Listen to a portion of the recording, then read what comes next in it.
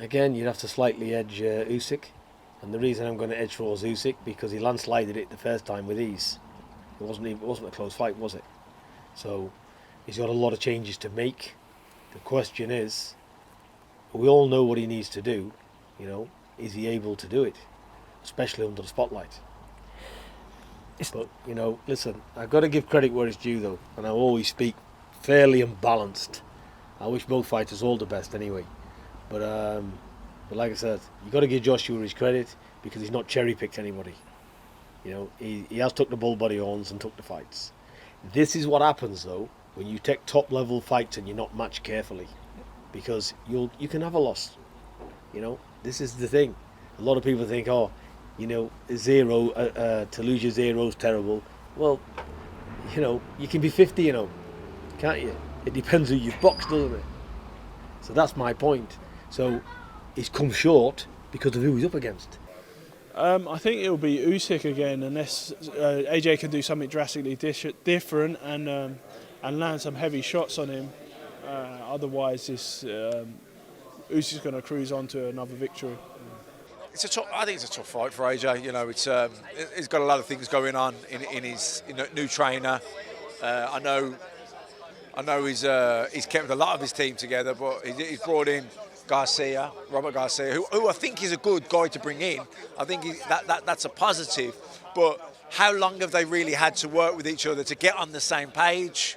When you're training every day, it's repetitions. What you're doing is you're programming your body. You're training, you're getting physically fit, of course, but tactically, like when you're in the ring, you're talking split seconds. So things have to, you can't overthink it. Your body's got to be programmed to react, to be sharp, to come back at things. It happens so quickly.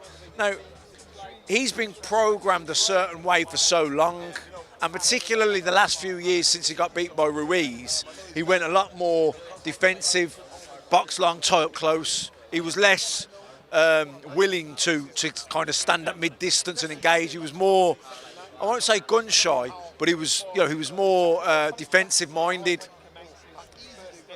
and that was a mistake going into the Usyk fight. The second time round, to stand back and try and box Usyk at distance didn't work out. Now you would assume this time he's going to try and jump on him, impose himself physically, and hence someone like Robert Garcia is a good choice. That said, how long have they had working together? Have they had enough time to really program that into him, where that is his style? Or when he gets hit on the night of the fight, does he revert back to what's already been his programmed style of fighting? That's a fight, again, all about mindsets. It's whoever goes in there with the right mindset. I know Usyk's come from the war, so he's going in there with a real mindset, but AJ's got a point to prove now. He's got a lot of people doubting him, and he want to prove them. Oh, my thoughts is to make the best man win. Come on, Sugar, give me a bit of a breakdown. Obviously, I've asked you before about potentially working with AJ, so I know that's not the case. I'm not saying that now, but how do you actually anticipate it will play out? Do you know what I thought about the first fight, yeah? If you remember, I didn't even watch it. Were you not tuning in? I didn't watch it. We were in training camp. I didn't watch that fight. The rest of the team was watching the fight, but I wouldn't watch it. I watched maybe like 30, close to 40 seconds, and I got up and went outside and started barbecuing. It's just because I kind of saw what was going to happen for the rest of the fight, so it was like, I'm not going to sit and watch this. Because they were all on the couch cheering and talking, oh, no, he's going to come back. Oh, no, he's not. They were having little arguments and bets and stuff like that, and I was just like, I'm not part of that. I'm outside. I know what's going to happen. I'm a grown man. Let the children sit on the couch and play. What do you make of Anthony's link up with Robert Garcia? I think it's a good move. It's whatever makes him feel comfortable. Tyson made a move and called me up, made him feel comfortable. So if that's what it takes for Anthony Joshua to go out there and perform and be his best on that night.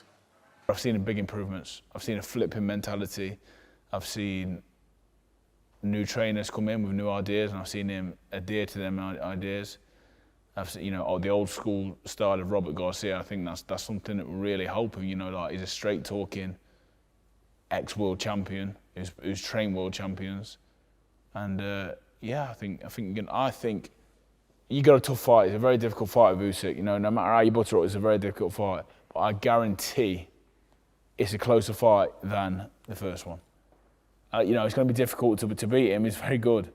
It's a good fight. It's not been an impossible ask for Anthony Joshua. It's a fight that he can win, a fight where he can make himself the three-time heavyweight champion of the world, a fight that he needs for people to take him seriously, because after all the world title fights and defences he's had, people are still saying, yeah, but. Now to go out there and beat Usyk and be world heavyweight champion 3 times, you know, you can't be a knocker, man. You can't be a hater. So AJ's got a lot to prove to himself, and he's made some massive changes in regards to his team. And so in doing that, there's. I've never done 12 rounds with a Olympic, like a really good boxer like Usyk.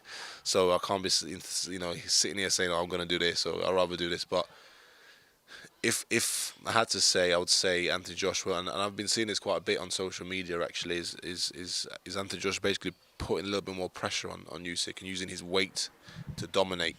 You know, Usyk is the smaller man, so if he can just dominate, add a little bit more pressure and a bit more venom, he could really just get it. So, but we'll see what happens. Either way, it's going to be a. Well, I've been seeing videos of Usyk and he looks huge. He looks massive.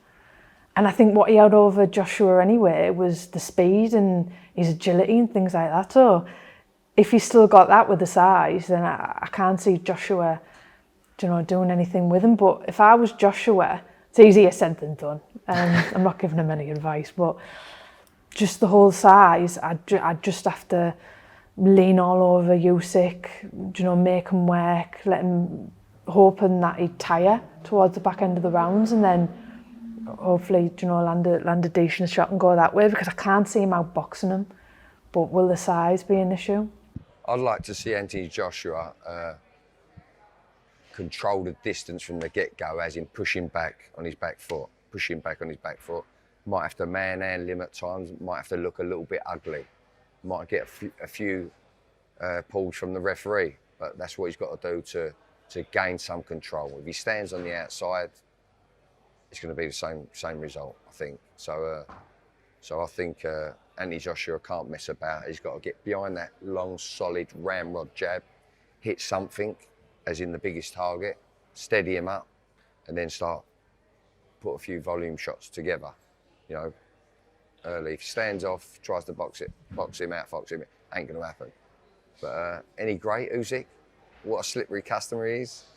I don't know. I think that's what makes it very interesting. I think obviously, well, not obviously, but I think we're expecting a different form of Joshua tactically. I think he I'm not as coaching. You know, there's millions of coaches on social media who know better than the actual coach in the ring, but he stood off him and let Usyk fight his fight last time and tried to beat him at Usyk's game, and it didn't work out. I think this time he's got to change it and use different tactics, but I think you've got to expect Usyk to adapt as well. They both shared 12 rounds with each other, they both know each other better now.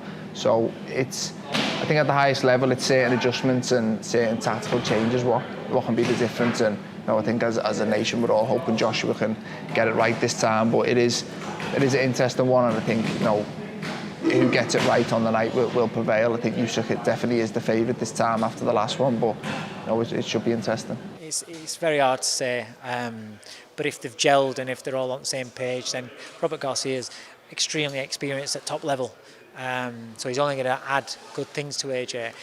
Is that the right fit for AJ himself? I don't know. We won't know until we get onto fight night, because you've seen before where like Freddie Roach or whatever has worked with some top level and it's just not worked. So fighters have got to gel with the coaches. It doesn't necessarily mean that the best coach in the world will fit with any fighter. It has to gel, and you don't really know that because you're sat on the outside, not seeing what's happening in the gym. You don't know what the end product's going to be yet. So that's part of the dynamic. I'm not sure if it will go the distance, and I'm not sure who's going to win. I think being aggressive could be really beneficial for AJ, but he also could walk onto something. But it's the only chance he's got of winning. He has to be aggressive, and hopefully he catches, in his eyes, hopefully he catches him first. because Usyk has got enough power to knock heavyweights out, especially with the momentum of them coming onto him. He can generate power on the back foot, he can walk you onto shots. And it's the speed of his shot. You know what I mean? He had him hurt in the last round as well. That will give Usyk a lot more confidence that he's able to nail him and have the power to hurt him. But also he might try looking for it. I think the fight is down to how Usyk prepares himself. You know, there's a lot of stuff going on in his homeland. There's a lot of stuff, I'm sure, going on with his personal life as well, dealing with all of his family being there. So it's got to be distracting. And if he has a bad camp, could be the perfect opportunity for AJ to get him at the right time. So we'll see.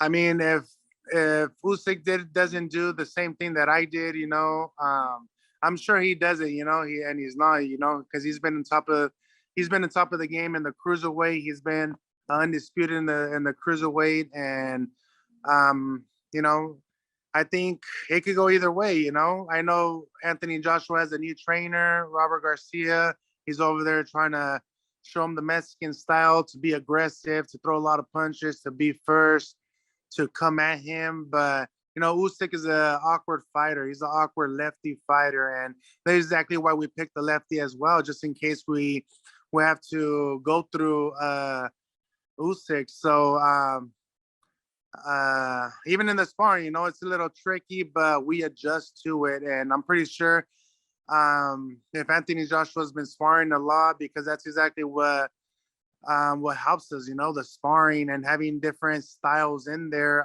he could adjust. I don't think you can rubbish AJ's chances. I think because he has that weight advantage, and I've said this a few times in the build-up, people forget that heavyweights wear the same ounce gloves as super welterweights. It's incredible. So if AJ was to hit Usyk clean, he gets the job done. But I still have Usyk a big favourite. You know, I think he's a genius, an exceptional fighter. But AJ's just got to be ruthless. He's got to be aggressive. He's got to be. Don't get me wrong. When I say that, I don't mean reckless. I think he's got to be smart in his approach, but he's got to be aggressive. He's got to hit the target, and I think he's got to work. He's got to work upwards to start the body first with the straight shots. You'll hit something, even if you're hitting the arms, the waistband, the ribs. Just hit the target, then work upstairs. That's his best chance against Usyk at a pace as well. But he's in there with an absolute master. But I'm sure that fight will be very entertaining.